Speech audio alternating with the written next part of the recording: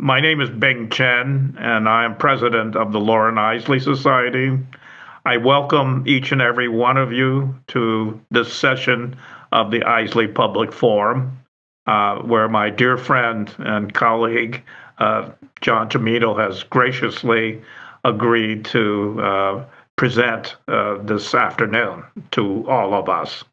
I am particularly indebted to my board of directors, most of which are on here as well, attending with us. And I'm very appreciative that so much of John's family and his sister is here. It's good to see Jim Stellar as well. I haven't seen him for a while, and I'm delighted that you could all join us. We had the pleasure of having John, in case you're not aware, of him and John Cimino coming to Nebraska and flying into Scottsbluff, which is the far western reaches of this state, approximately 450 miles, very close to Memorial Day, to present a dialogue and portions of the Star Thrower musical adaptation that they have written. And I have to thank John publicly and his good college buddy, John Klibanoff, for taking the journey that many of the Prairie Pioneers did in a slightly longer period of time. Perhaps that journey may have taken 3 months as opposed to 3 hours. So time has certainly been truncated in our modern era. I am very happy to, I think John knows pretty much everybody here besides some of our other guests. I see my oldest college friend, Beverly Evans, has joined us, and godmother to my children. So Beverly, welcome. Thank you for joining us this day. With that, I would like to have John introduce, perhaps give us some background as to what he has created, which I think is an amazing piece of work. Part of what I think will be John's great legacy to the Loren Eiseley Society and to future generations of children in this country and globally. So, John, I will please begin. Thank you, Bing.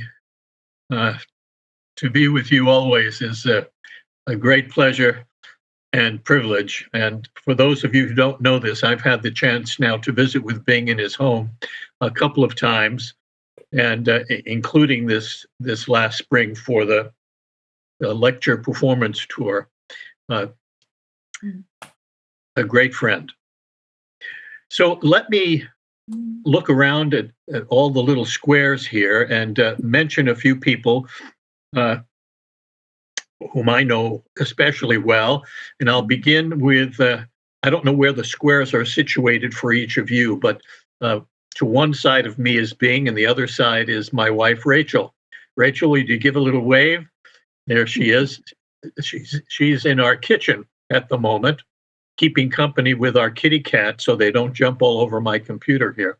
A little farther down the row is my sister, Geraldine. If you'll give a little wave, there she is. And one of her best friends named Poe. Poe, good to see you. And beneath, in the next row, I have Jim Stellar. Jim. Jim is a neuroscientist, but perhaps even more important than his scholarship today is the fact that he grew up with Loren Eiseley running in and out of his house. His father, Elliot Stellar, was provost at UPenn at a time when Loren was also a celebrated faculty member. And Jim's mother became Loren Eiseley's gal Friday on all sorts of adventures. So he is one of the few people who have had a personal contact with Loren. Also in the second row for me are Sam and Paula Guarnacha, two great friends of mine from Maine. Sam is a composer, and particularly the composer of an extraordinary work entitled The Emergent Universe Oratorio, that tells the story of our universe from a 21st century science perspective, as well as philosophical and spiritual perspective.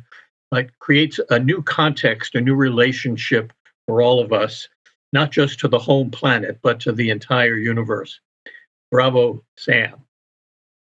And there he is, Chuck Peters, looking ever so handsome. Now, those are the most familiar faces. Bing and I met roughly 5 years ago online and over the telephone. When I first reached out to the Loren Eiseley Society to reveal that some years prior to that, back in 1992, I had indeed written an opera or musical dramatization based on Eiseley's Star Thrower essay. And that became the basis of continuing conversations and the development of a great friendship. And as being mentioned this past Memorial week, my colleague John Klibanoff and I visited 2 sites in Nebraska and gave renditions of the Star Thrower in lecture performance format. We are at the same time in this moment preparing to publish 2 books based on the Star Thrower. One will be for adult readers, and this text will be the libretto of the Star Thrower opera. Every word that is either sung or spoken from the stage that is part of the musical retelling of the Star Thrower essay. That libretto, plus all of the illustrations that will have been used in the opera performance that provide visual background to the progress of the story. The second book is aimed at younger readers, perhaps ages 10 through teenage years, affording them a closer contact with Eiseley's writing. And the adaptation of his original essay is a delicate affair, but nonetheless, we wanted to enable the younger mind to grasp the core of his theme, his thesis, and his important message. That book will be thoroughly illustrated with images that have been created by our 2 wonderful illustrators here, Snow and Circle. And Circle might be joining us at some point this afternoon. If she does, I'll be thrilled to have you meet her. She's a young student at Pratt College in New York City. The Young Readers edition will contain, in addition to the Star Thrower story, what I've called a prelude story. And that's the subject of this afternoon, really, entitled Comet and Stars, A Memory of My Father. Comet and Stars, A Memory of My Father. And it's drawn from a variety of sources that originate, of course, with Eiseley and his biographer, that gave me enough information to create this prelude experience to gain insight into Loren as a young person and a young man. So that's the context for our story. Let me jump in a little more officially by sharing my screen. And here is simply the cover slide. And there we have the prelude story title, Comet and Stars, A Memory of My Father. And finally, this image, which I want to share with you. The cover of our book for young readers might look something like this. I just put this together earlier today. You see the image of the Star Thrower hurling a star back into the ocean over the tumbling waves. And the small text, if you can't read it, says an adaptation of the essay by Loren Eiseley for young readers, designed and adapted, and so on.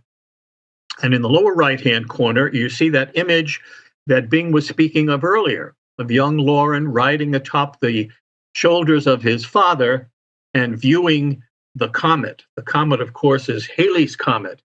And that little experience when he was just approaching age 3 stayed with Loren his entire life, and he wound up writing about it in one of his books, The Invisible Pyramid, and I'll be quoting from that in just a few minutes. But the reader for the younger persons will contain both the Star Thrower story and the prelude story, Comet and Stars, A Memory of My Father.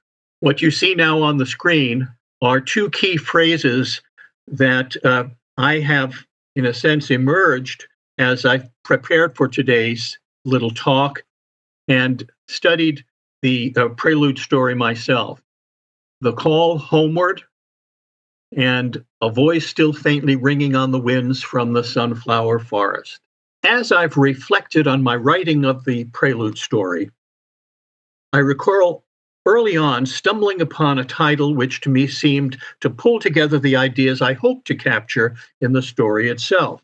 And that is indeed our title, Comet and Stars, A Memory of My Father. I began by reading Eiseley's own vivid recollection from when he was barely 3 years old, riding into the night on his father's shoulders and seeing Halley's Comet flash across the midnight sky of his Nebraska home. It was pretty spectacular and created a powerful and precious memory for him that deepened the bond with his father and created a bond with the comet itself, a bond that would last the rest of Loren's life. In reading Eiseley's own account, I couldn't help but make the connection between the flight of Halley's Comet across the sky and the image of hurling stars across the heavens from Eiseley's Star Thrower essay, which of course became our opera. The flight of the comet, the hurling of the star, it seemed a cosmic echo too delicious to resist, and I felt I could write about this. I noticed something else pinging its way into my little brain, a theme which seemed to echo through both of these storylines and summed up in the single phrase which I have on the screen, the call homeward. To Eiseley, home was more than a place, more than Fremont or Lincoln, where he lived and grew up. It was also a time, and the time most precious to him was the year 1910, the year he saw the comet atop his father's shoulders, a time of wonder and of innocence. This call homeward also seemed to have a special significance for the comet itself, for the comet too was on a journey that in time would bring it home again, and that homecoming would be a homecoming for Loren too, and a very special one. And he thought about this often. He mentions one day calling an astronomer friend to ask if the comet was on its way back yet, if it had reached the point of coming round the curve that would take it home. His friend said that the halfway point had been reached in 1948, just a few years back at that time, but he still had a lot of waiting to do. It was due back in our earthly neighborhood in 1986. Loren had recently been to his doctor and wondered if he would make it. As I mentioned, Loren first wrote about this encounter with the comet in his book, The Invisible Pyramid, where he recounts as well another journey through space and time, the perilous homeward journey of the wounded Apollo 13 spacecraft with its 3 heroic occupants. He tells us, even as the astronauts considered the possibility that they might not survive their journey, what they wanted more than anything else was simply to get themselves, even if just their ashes, back home to Earth, back to their home planet, for they too felt the call homeward. With this image as Loren's launching pad, he takes us one giant leap farther to the call homeward of our species and the challenge that looms for all of humanity today to find a way home to a living Earth and the sunflower forest from which we came. We must heed this call homeward, he says, or perish. There's our sunflower forest.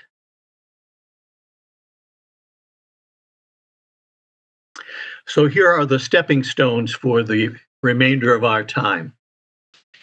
I'm going to share with you Loren's first couple of paragraphs getting us into this story of Halley's Comet, and then we'll take a playful look at comets themselves, Loren's family, and the tie between Shakespeare and stars. How did Shakespeare get into this story of the comet and stars? And finally, a culminating reading of that prelude story, Comet and Stars. By the way, you can see the picture of Loren when he is 3 years old. In the year 1910, Halley's Comet, the comet that among many visitations had flared in 1066 over the Norman invasion of England, was again brightening the skies above our Earth. Like hundreds of other little boys of the new century, Loren writes, I was held up in my father's arms under the cottonwoods of a cold and leafless spring to see the hurtling emissary from the void. My father told me something then that's one of my earliest and most cherished memories. If you live to be an old man, he said, carefully, fixing my eyes on the midnight spectacle, you will see it again. It will come back in 75 years. Remember, he whispered in my ear, I will be gone, but you will see it. All that time it will be traveling in the dark, but somewhere far out there, and he swept a hand toward the blue horizon of the plains, it will turn back. It's running, glittering through millions of miles. I tightened my hold on my father's neck and stared uncomprehendingly at the heavens. Once more he spoke against my ear and for us two alone. Remember, all you have to do is be careful and wait. You will be 78 or 79 years old. I think you will live to see it. For me, he whispered a little sadly with the foreknowledge that was a part of his nature. Yes, Papa, I said dutifully, having little or no grasp of 75 years or millions of miles on the floorless pathway of space. Nevertheless, I was destined to recall the incident all my life. It was out of love for a sad man who clung to me as I to him that, young though I was, I remembered. And I know now with the sureness of maturity that the great wild satellite is speeding on its homeward journey toward the sun.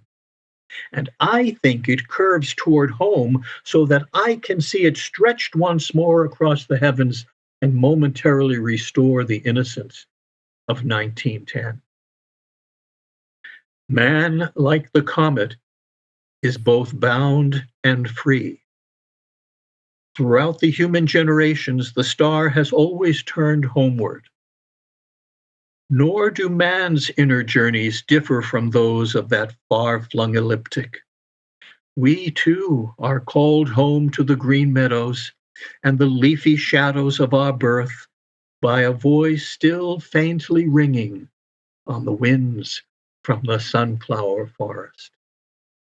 So these paragraphs are excerpted from the opening essay from The Invisible Pyramid, and it is the only place in Loren's writings where he talks about this early childhood experience.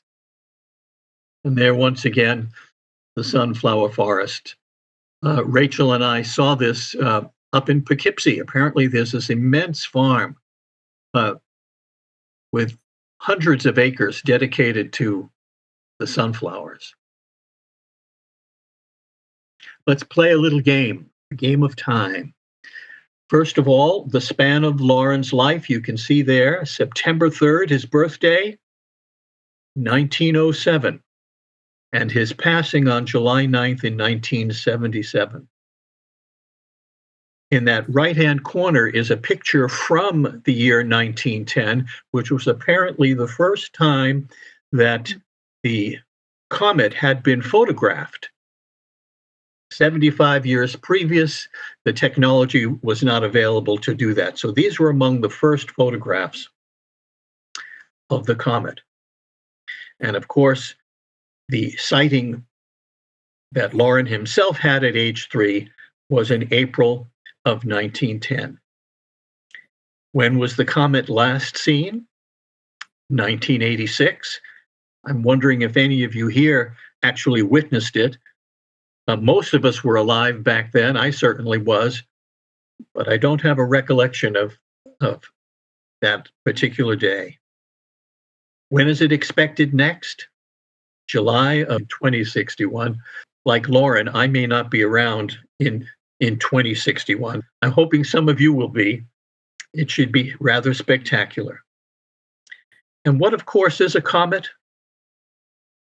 A solid mass of dust and ice. And this one is estimated to be 9 miles long and 5 miles wide, a fairly hefty rock hurling through the solar system. And that first photo from the year 1910. Edmund Halley, of course, the astronomer who first was able to predict the returning appearances of Halley's comet. These are the days of his life from 1656 to 1742. It was a sighting during his lifetime, but the one that he predicted, as you can see in the second line there, in 1759, he did not live to see that. There's one famous character that most of us know, known as Mark Twain, who loved to tell everybody that he was born when the comet appeared in 1835 and died on April 21st, 1910, the day after the comet's closest approach to Earth. He said, "I came in with Halley's comet. It's coming again next year, and I expect to go out with it." And that proved to be true. Now, here's a question. That perhaps most famous sighting of Halley's comet in 1066 corresponds with what historic event? It's the one date I remember from my history classes in high school. The Battle of Hastings, the Norman invasion, 1066. Loren's parents were Clyde and Daisy. We see there in the upper right Daisy's tombstone. She passed away in 1959. His father, Clyde, was a traveling salesman, also worked in a hardware store. And from his teenage years, he was an aspiring Shakespeare actor. When he was 20 years old, he received a gift from his father of the complete works of William Shakespeare, which he devoured, memorizing long passages which he would later on share with young Loren. His mother, Daisy, was a self-trained prairie artist, very talented, quite pretty, with long dark hair and penetrating eyes. But through an unknown malady, she suffered degenerative hearing loss. Clyde and Daisy were poor, but they loved their son and knew he was bright, and it was their habit to give him books as gifts. And each book that he received had on it gift of mother or gift of father. Clyde was often working and away as a salesman. Sadly, Daisy's deafness isolated her mentally and emotionally, inevitably isolating Loren as well. Loren, from this source, we learn, has an older half-brother, Leo, 14 years his senior, born to Clyde and his first wife, whose name was Anna. Anna died tragically of consumption before she was 30 years of age, but not before giving birth on her 6th wedding anniversary with Clyde to a second child, Esther. Very sadly, Esther lived a mere 10 months before dying of tubercle bacillus just 6 weeks after her mother's passing. You can imagine how sad and devastated Clyde was. Now, as Clyde was approaching his death, our text here says years later in 1928, Loren, now 21 years of age, was riding the rails, drifting homeward among thousands of lost men, just pre-Depression era, when he received a message, "Your father is dying, come home." It proved to be carcinoma of the liver and stomach, immensely painful. Loren managed to reach out to his brother, who then was living in Florida, and who arrived home just in time to see their father before he passed. Now, Loren never had any reason to doubt that he was loved by both his mother and his father, but he also knew that Leo, the son of Clyde and Anna, Clyde's first and true love, was the one true son. These are Loren's words. The one true son who, in that final hour, brought his father a flash of joy, brought him, in Loren's words, the long way back, if just for a moment before passing. So when we think of Loren growing up, these were the people who were closest to him, who helped to shape his life in all ways. Shakespeare and stars. Okay, the cat's out of the bag. What does Shakespeare have to do with the telling of this story? Of course, it's all about Loren's father, Clyde, who was a lover of Shakespeare, who had memorized long passages from multiple plays and was only too happy to perform them for young Loren most any day. So I wanted to weave a bit of Shakespeare's eloquence into this little prelude story, and I wondered just how I might do it because I had no idea which particular passages Clyde had memorized. So I simply Googled Shakespeare and stars, and this is what popped up. Here are 3 quotes, and I dare say you will find them in the prelude story. 2 of them come from Julius Caesar, very well known. "It's not in the stars to hold our destiny, but ourselves." Yes, we must take responsibility for ourselves. "And the fault, dear Brutus, is not in our stars, but again, in ourselves." The one I find most delightful are the words of Juliet speaking of Romeo. And she says of Romeo, "Turn him into stars and form a constellation of his image. His face will make the heavens so beautiful, the world will fall in love with the night and forget about the garish sun." Ah, yes. Well, let's find out how each of these quotes wind their way into this prelude story, Comet and Stars. So we begin. And these are the illustrations that will be situated along with this text in this book for young readers. When Loren Eiseley was a boy, there was one day that stood out for him above all others. It was the day the comet came, the day his father took him into the night to see a blaze of light that stretched across the sky with a fiery tail brighter than the brightest star. The year was 1910, and Loren was not quite 3 years old, and so probably rode on his father's shoulders for the trek into the fields surrounding their Nebraska prairie home. Loren's father was a hardware salesman and worked long hours for little pay. But he was also an amateur actor and a lover of Shakespeare, who passed on to his son his love for fine language and beautiful writing. On this night, however, Loren's father had a different goal. He wanted his son to see Halley's Comet, to see it and remember it for years to come. And he did remember it. Later in his life, when he had become a famous writer, Loren wrote about this night as one of his favorite memories of all time. And I'd be willing to bet that for a whole string of years after it happened, Loren and his father would talk about it together and maybe even reenact it from time to time, visiting the spot where it all took place, remembering the feel of it, the green sweetness of the evening spring air, the awe and wonder of a night aglow with mystery, and a fiery messenger come to visit their Nebraska sky.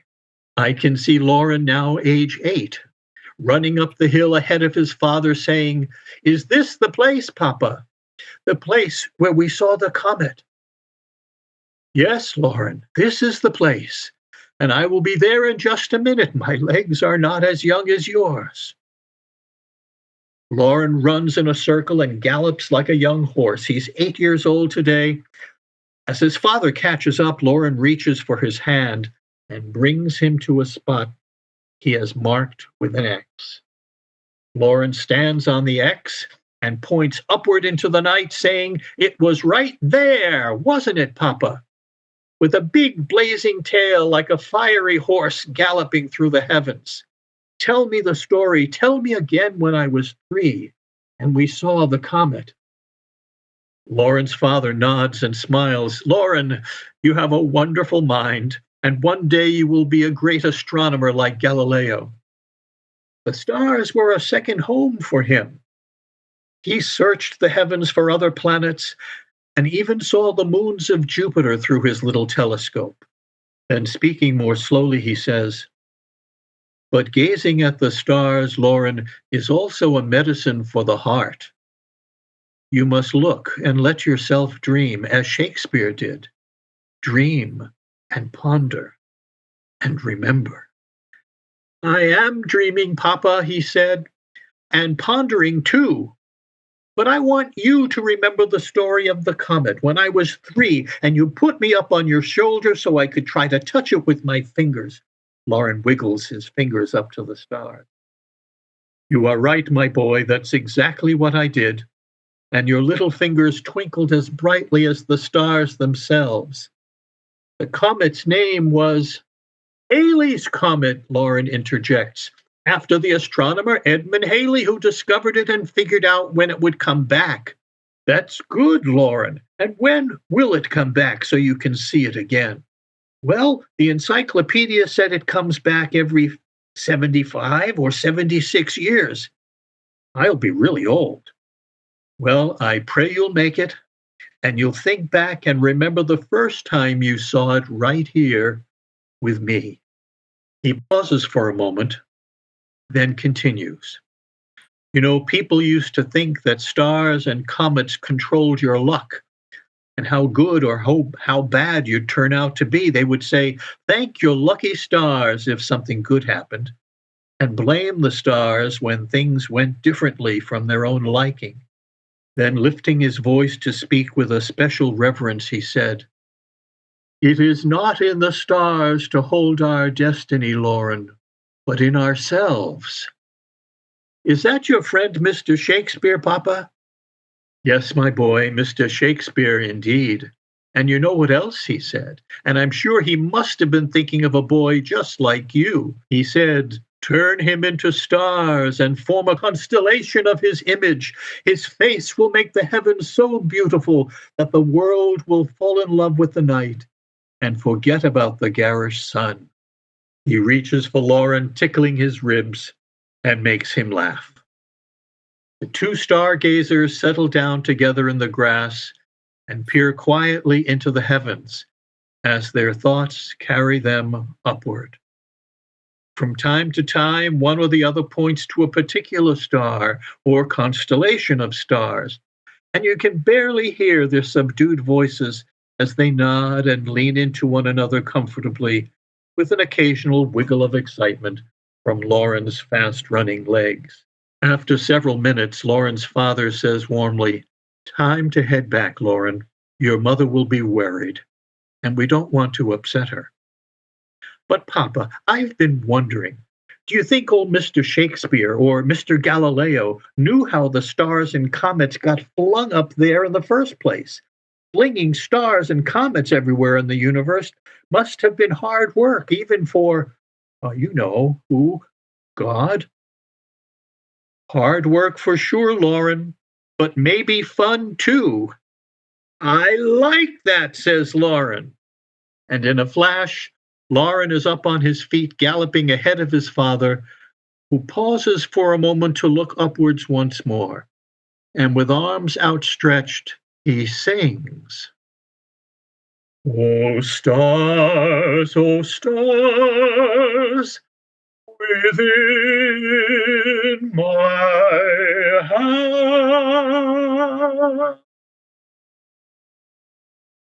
And holding that gesture, his voice tapers to starlit silence as he quietly completes a prayer to himself. Then lowering his arms, looking squarely to the horizon, in a firm voice he says, "The fault, dear Brutus, is not in our stars, but in ourselves." Just then Loren's voice can be heard. "Hurry up, Papa! I can see the light from our house. I am almost home."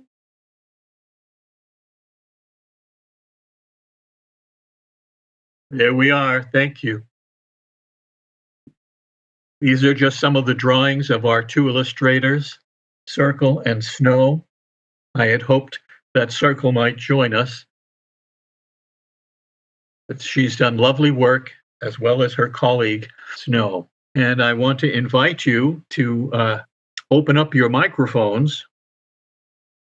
And if you have some thoughts to share, some comments or questions.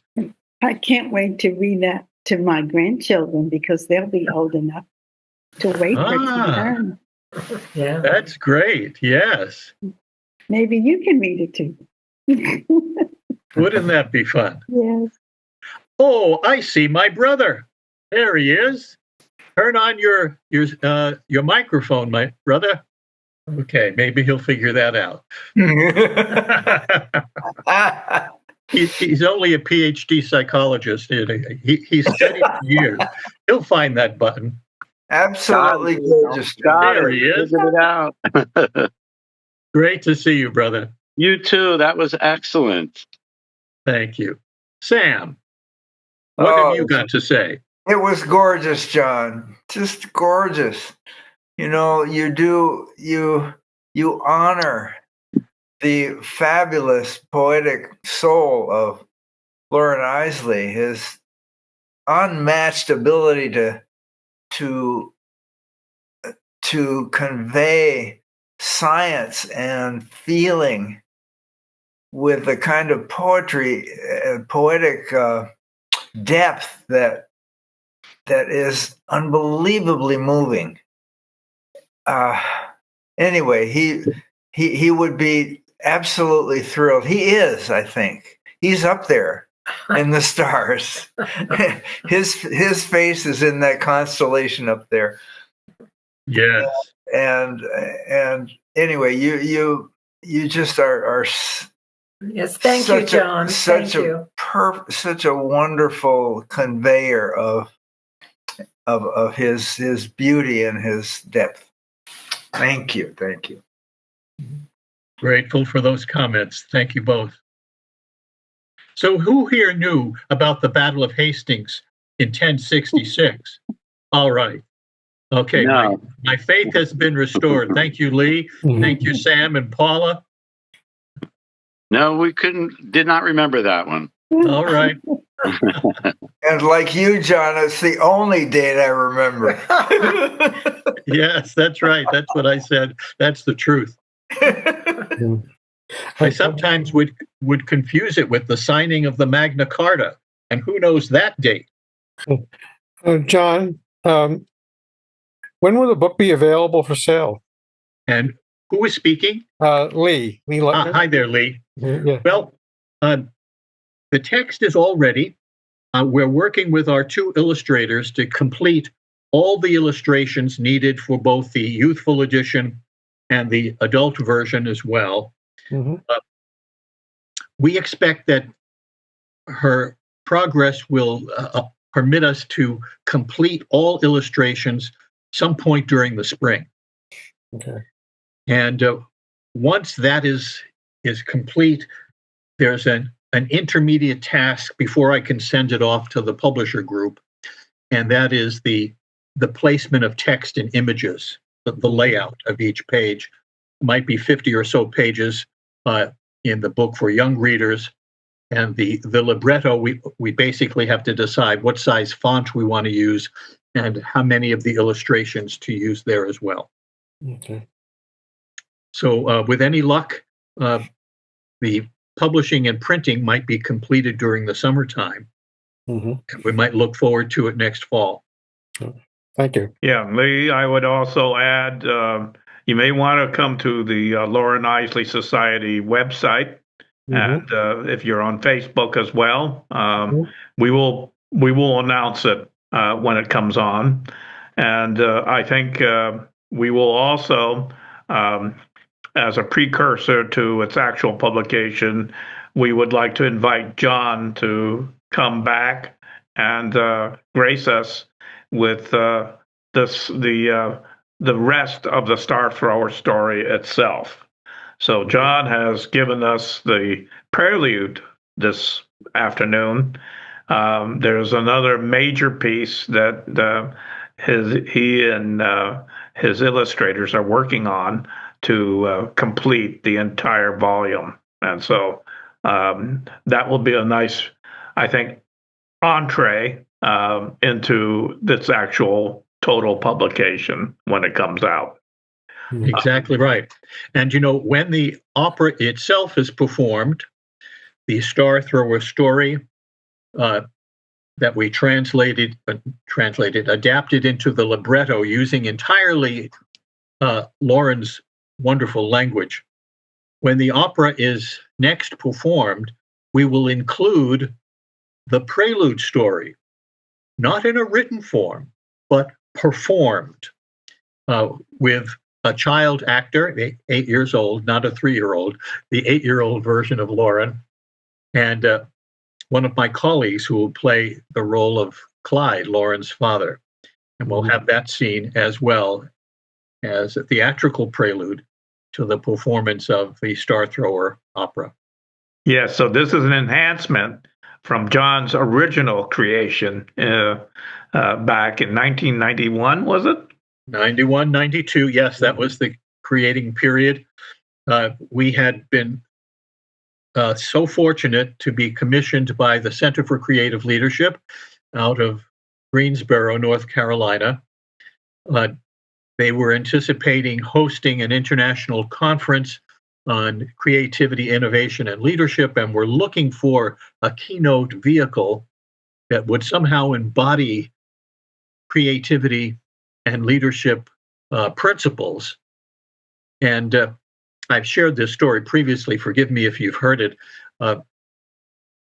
Once the planning committee had agreed to commission us to do that task, we had to settle upon an existing story, some work of literature. And as my friend Stan Griskevich, who was the senior vice president of CCL, was driving me back to the Greensboro airport, we were puzzling over this open question. Well, what will the story be? And he said, there's this wonderful little parable story that I've sometimes shared with leadership groups. It's summarized on a single page, and it's on the back seat of my car. And we were riding in his car. He said, could you reach back there, see if you can find it? And I shuffled through those pages and came up with this page which said on the title, The Star Thrower. And sure enough, it was the core parable of the Star Thrower.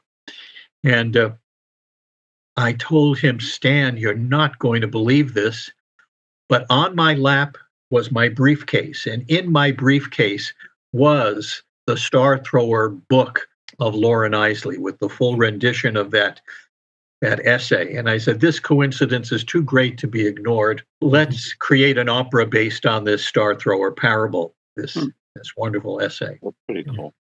And out of those circumstances, several months later, the opera had been completed and then shared for the first time before this esteemed gathering of scholars in North Carolina. And we've had opportunity to share various components of the opera over these many years since, but not a full-blown production. And that's what we're looking forward to doing perhaps a year from now, once we've completed this process of these 2 books, which will act as fundraising mechanisms for the public performance. And of course, also as part of the Eiseley educational legacy, these books will serve that effort for years to come. So, John, I'd like to add my praise to that which has been afforded you by your friends and family. I'm personally very delighted to get to meet them all, or as many of them as I've had a chance to meet, including your brother. And I think that your parents must be very, very happy with the what you have done. I do know my dear friend Ray Bradbury enjoined me before he passed to see that Loren Eiseley's message is passed on to future generations. And you, my dear friend, have done exactly what Ray Bradbury has asked the Loren Eiseley Society to do. Pass on Eiseley's message in as many different guises as we possibly can to perhaps affect the future outcome. And so you showed some lovely photos of a sunflower forest that you and Rachel had an opportunity to visit. And so I will share with the other, all the people who have joined us, that the Loren Eiseley Society is seriously thinking of recreating, as another guise, sunflower forests here in Nebraska, where the next Eiseley can perhaps be influenced into being part of the movement to change the future. And so I think that as many different ways as we can all attempt to try to reach this next generation, we will attempt to do so. And so you, my dear friend, are leaving a very powerful and rich legacy, just as the artist Marty Reed has done with her paintings in Maine on Loren Eiseley and how they inspired her paintings. So I encourage each and every one of you to come to the Loren Eiseley Society website to stay in tune with what we're doing. We also have Facebook, and to see, we have illustrations of Marty Reed's paintings on our website, and her written interpretation of how she was inspired.